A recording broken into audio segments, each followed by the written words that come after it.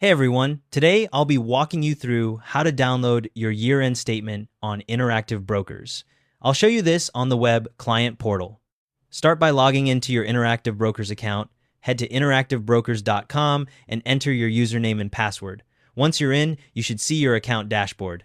Now we need to get to the Reports section. Along the top navigation bar, you'll see a button that says Performance and Reports. Click on that. A drop-down menu will appear with your reporting options. In that drop-down, click on Statements. This opens up the Statements page where you'll see both default and custom statement options. Next to the default activity statement, you'll see a blue run arrow. Click on that arrow. This opens up a configuration panel where you can set up exactly what you want to download. The first option you'll see is Period. Click on the Period drop-down. You'll see several options here: daily, custom date range, monthly, annually, and year-to-date. For a full year-end statement, select Annually. Once you've selected Annually, a date selector appears below. Click on that and choose the specific year you need the statement for.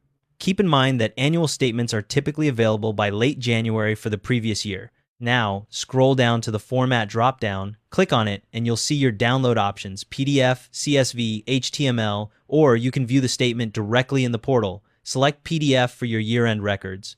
Below the Format option, you'll see the Language drop-down. Click on it and select your preferred language from the available options. Once you've got everything configured, look for the Run button at the bottom of the configuration panel. Click that button. Your browser will prompt you to save the file, and it'll download to your default downloads folder.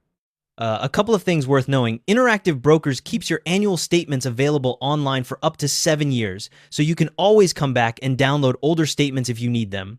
Make sure you save this file somewhere secure for your tax records.